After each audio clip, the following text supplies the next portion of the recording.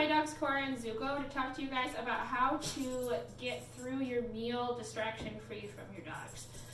I really like to eat. I want to be able to focus on the yummy food I'm eating and not have to worry about shooing my dogs away or them trying to sneak bites off of the table or whatever it is. So we use a really simple command, out. Out means that you have to get out of whatever space I'm in or whatever space you're in. So where I point, you go that direction. When we're eating our dinner, we like to have the rule be the dogs have to stay on the carpet in the living room while we're on the hardwood floor here in the dining room. So what I'm going to do is tell them both, out. Okay. You can see that we practice a lot of place at our house too, as they both kind of ran towards places, but I didn't say place, I just said out. So Cora's fine getting back off that bed, but her paws have to stay on the carpet and they're not allowed to come across the hardwood. And she struggles with that a little bit, out. When she lays down, sometimes they slide forwards and she doesn't even realize it. But we're going to be very picky with this line. The whole time we're eating, their paws are not allowed to cross it. So as you can see, Zuko knows when we say out, it's the real deal. He's not getting back in until we say okay. So he likes to just go and lay on his bed. Cora's standing on the dog cot now, peeking around the corner. And that's fine. When you're first practicing, you might want to send your dog to a place because that's a little bit easier. It's a little more permanent so they can stay there and be nice and calm. But now I can actually eat my food. And I'm not being annoyed by my dogs. They're not pestering me. They're not begging for some. And the food I have right now is yogurt with berries, so it's all food they could eat, and they have tried this sort of food before.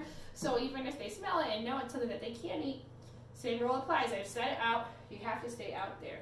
So now I'm going to take a couple bites, and we'll make sure that they're staying in place.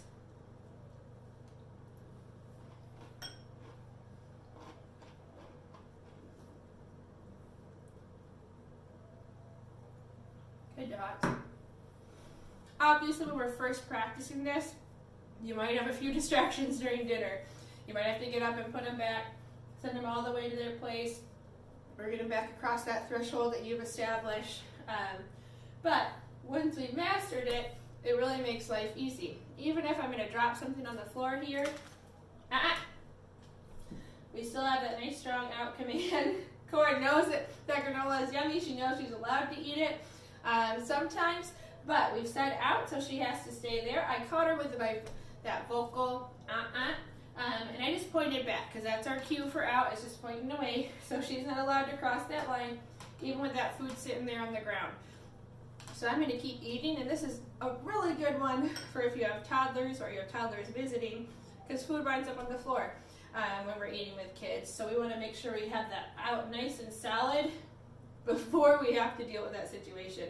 So practicing with it now when I have control of the situation, I don't have a kid to keep an eye on, it makes it a lot easier when we do have those family and friends come over with their kids. So we can see Cora's really focused because she knows there's food there, but she knows that she's not allowed to cross that line. So I can keep eating and not have to worry about her.